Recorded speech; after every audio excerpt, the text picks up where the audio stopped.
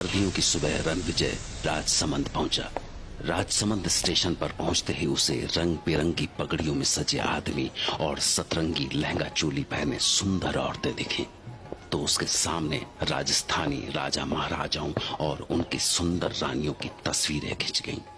राजसमंद की सर्दी 10-12 डिग्री तो होगा। वाह, नदी के पानी से उठती भाप सर्दियों की बात ही कुछ और है। यहाँ पर जरूर ही डैनी डिकोस्टा के महल के बारे में पता चल ही जाएगा। हिंदुस्तान में सबसे ज्यादा अंधविश्वास इसी इलाके में थे। खून पी जाने वाले प्रेत, रात को भेड़िया बन जाने वाले इंसान और न जाने क्या क्या। उसे लगा कि सफर मजेदार होने वाला है। पहाड़ियों के बीच में से होकर जाने वाले घुमावदार रास्तों ने उसका मन मोह लिया। जगह जगह दिखने वाले सुंदर किले के नजारे, खूबसूरत वादियां, झीलें और झरनों से टकराकर बहने वाली हवाओं ने उसे जैसे किसी और ही लोक में पहुंचा दिया। वाह, लगता है किसी परियों के देश में आ गया हूं। इतनी सुंदर जगह के बारे में जाने किन बेवकूफों ने ये अंधविश्वास फैलाए होंगे।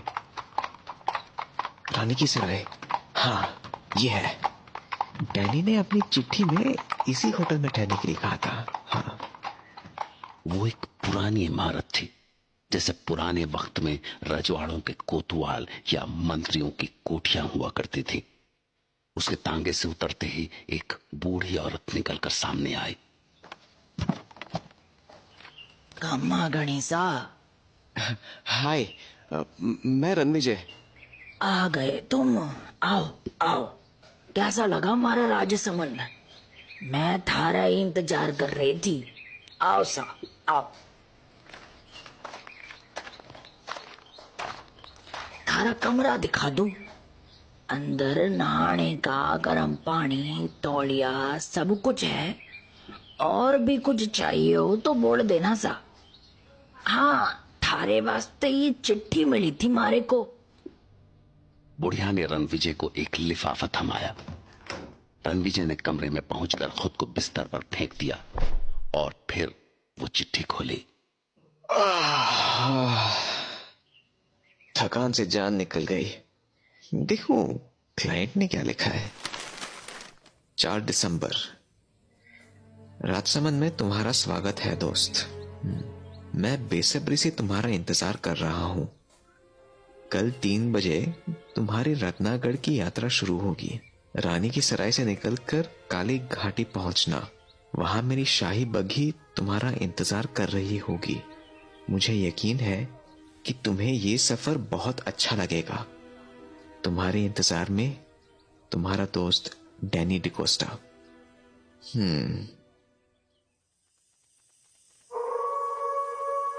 रात रणविजय को बहुत अच्छी नींद आई। सुबह नाश्ता करने के बाद वो आदतन यहाँ की यादों को अपनी डायरी में समेटने लगा और फिर दिन के खाने के बाद वो अपने आगे के सफर के लिए तैयार था।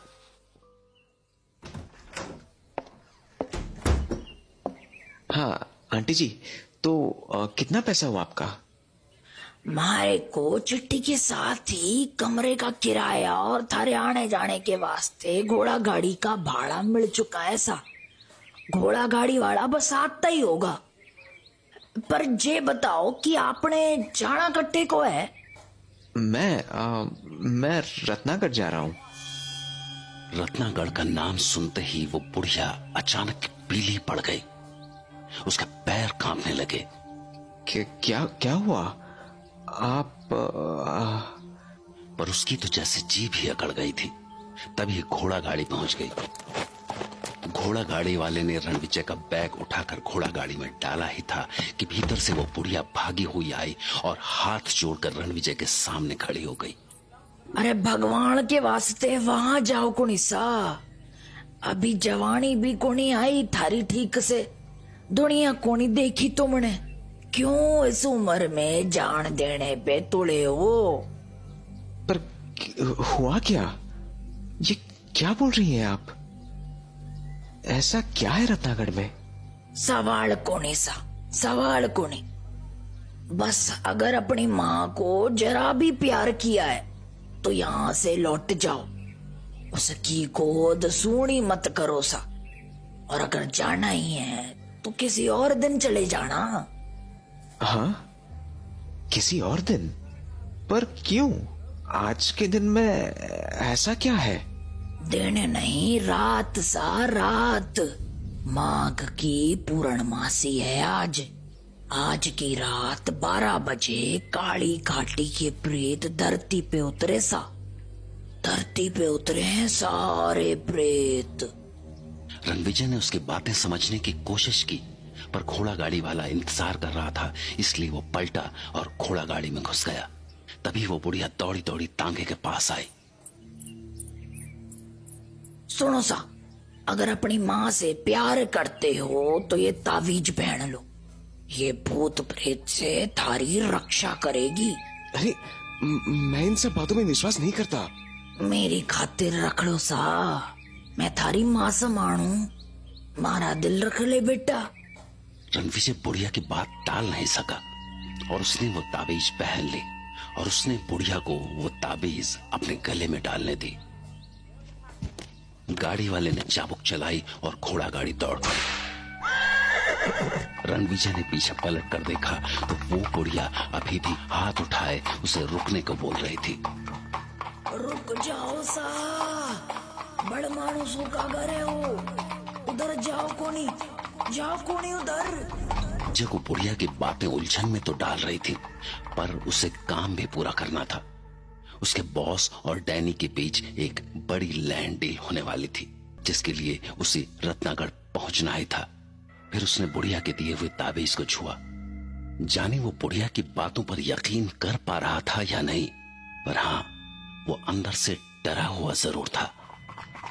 चिट्ठी में लिखा था सर कि आपको काली घाटी छोड़ना है। जी, आप वहाँ उतर के करोगे क्या? हाँ जी, वहाँ से मेरे क्लाइंट मिस्टर डैनी डिकोस्टा की तरफ से सवारी आएगी।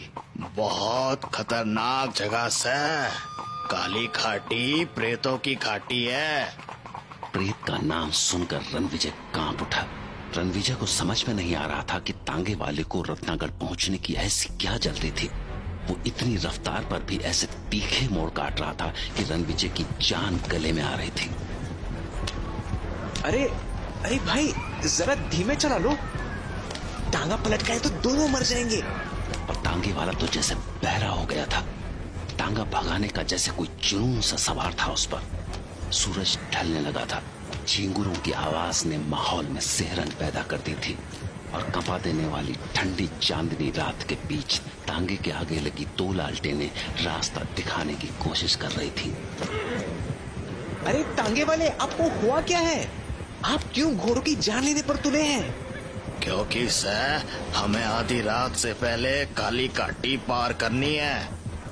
क्यों? आधी रात के बाद ऐसी क्या आफत आने वाली है काली घाटी में? मौत का डेरा है काली घाटी। आज के पूरे चांद में जो आधी रात को वहाँ रुक गया, कभी वापस को नहीं लौटा। तो कब तक आएगी काली घाटी? हाँ हाँ, चल चल चल मेरे बच्चे, चल चल। देखा, घोड़ा थम गया, मतलब काली घाटी अब दूर नहीं है। बस कुत्ते यहीं तक रहे। हाँ, क्यों? क्योंकि काली घाटी से भड़मानुसों का इलाका शुरू होवे।